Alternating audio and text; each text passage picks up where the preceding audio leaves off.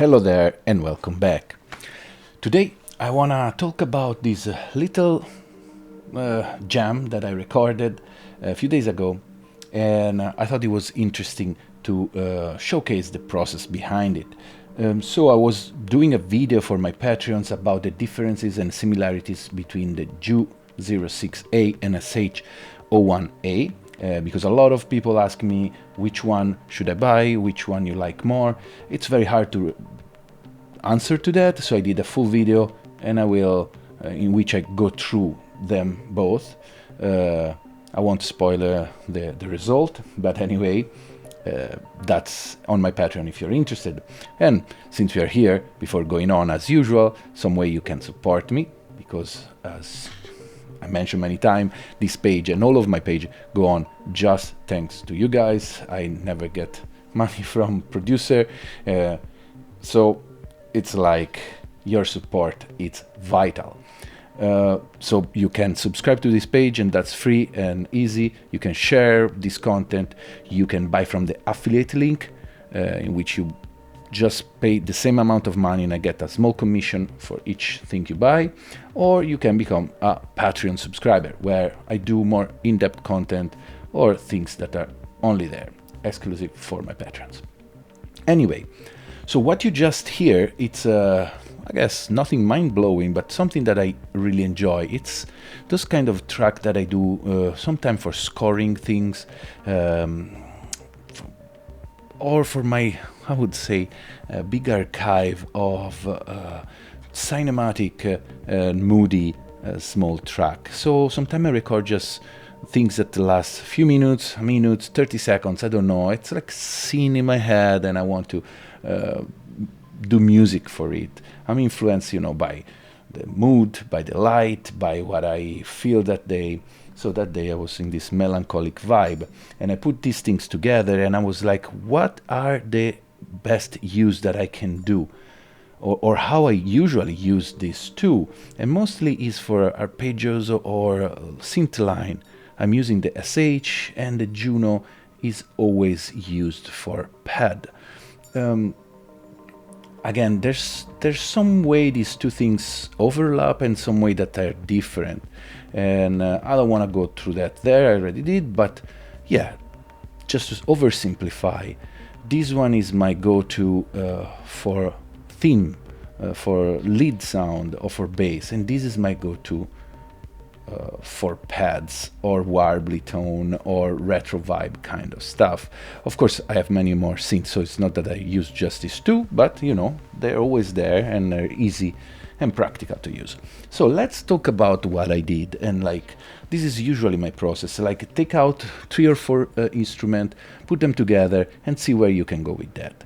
So first things first, I created a sequence in the SH that sounds like this. For this thing, I didn't want to use a lot of effects, but just try to get the maximum out of the sound source itself. So in this case, I used just a mood, and what I did with the mood, this is the setup you can see. I recorded. So again, let's start first with the Roland. This is a simple sequence that I load, and was. That's it. We can do it again. So you press load. And I screwed up right away. That's it. It's 9-step. This is a tempo, whatever. Super simple. This is the classic kind of things that I like to do with a SH. This super basic, uneven, the number of steps, sequences. Then I recorded it. So I recorded in the channel.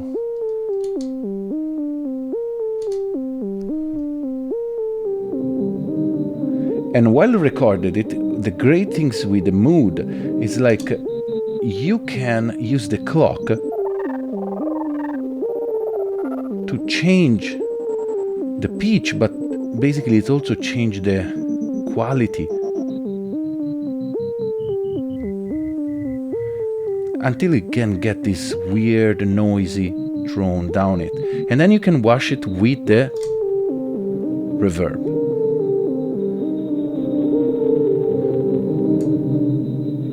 And you can use the reverb just with the recording or also with the synth itself. So right now you're hearing just the recording of that little sample. It's very low, very grimy. Now I'm adding the reverb also. This is the channel reverb, also on the synth. From there, what I can do, it always plays. I like to, with my two fingers, to hold the frequency and the resonance together, because I can create, not that, I can create this small movement. I can play with the envelope.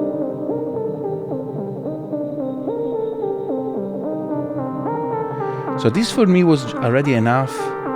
There's countless of movies, especially lately, that where the music sometimes revolve around these very simple tunes. And I feel just adding a mood, it just brings you somewhere else. And then I decided, why don't I use the Juno to create a chord progression, considering I never do chord progression. So let's hear when it comes in.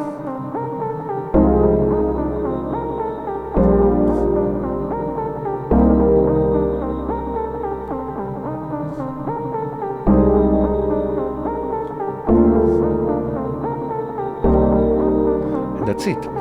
Now, let's hear just this. Turning that. First, I'm using the Oxy in the chord mode. It's a brilliant thing, this one. I love it because you select the scale, but also you have inversion, you have how many notes you play. It's super versatile, and it's a great way I'm dealing with chords lately. I just play with these until I like something. And so I'm using the Ju.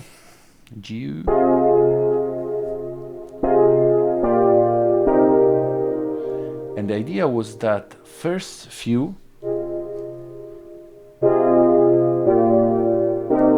will be just the higher pitch, and then I will bring in the sub.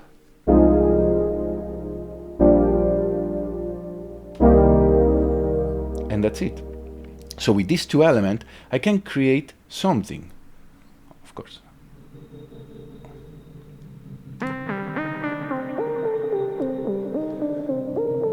I can indulge as much as I want with these. When I feel it's time, with the sub down, I will start playing this.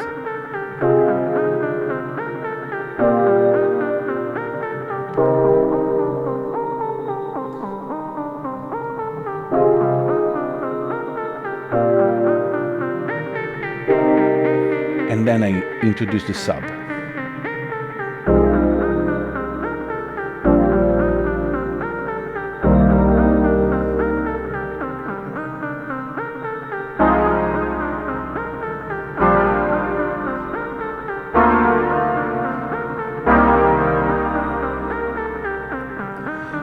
So it's about it. What now? Once you get this done, usually my work is track down these two parts and then work with effects in the computer. You know, I would like to do some video on how my process is after the recording. Sadly, the few times that I tried that, it was terrible. Nobody really cares about that. So I feel that I better stick with the hardware. But anyway, just to explain, now I would probably add some more reverb to this one, and maybe I would find a low drone that will tie things together. So what's gonna happen, I'm gonna publish probably a performance video with this fully this track completed. Call it whatever you want. a sort of, I wouldn't call revelation, but freedom that I have some time recording extremely simple thing and finish them and publish them without being afraid of, judgmental, my personal judgment. It's great. It's like, I like this one. I'm gonna finish it. I'm gonna publish it. And the cool thing is, like, I use the bare minimum to make something musical, something that could be of use for something. And yeah, I think this was pretty quick video. Usually my video are very long, but yeah, I wanted just to share this quick procedure. I hope this could be interesting for you to experiment and to find in the things you already have and the simplicity a way to take home something. And if I have to take out some ideas from what I do, usually is like find a theme, and this was this one. Had some texture, and this was the mood. And then add your pad, add your ambient sound. With just these three elements, especially if you don't work with the rhythm, you can create anything. I think it's really important to have some machine that takes you somewhere. Like this sound, for example, even if you use it like this, hear it.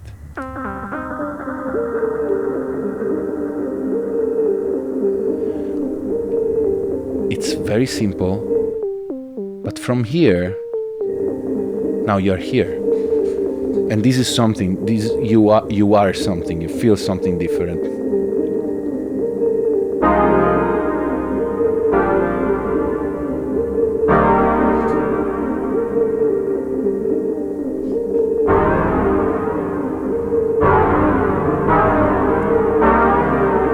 Anyway, otherwise I go over and over again. So, again, simplicity sometimes, it's the key for happiness and the key to get something that makes, your work worth something. Again, this wasn't supposed to be a masterpiece, but I enjoyed it and I wanted to share with you, and that make me happy. And there's a nice sun here.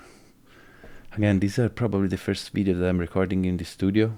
I don't know if you guys knew, I told a few times, but I'm moving soon, moving back to Italy. And I will miss this vibe. I wonder if my music will change back home. Anyway, thanks for watching, thanks for supporting, and I'll see you next time.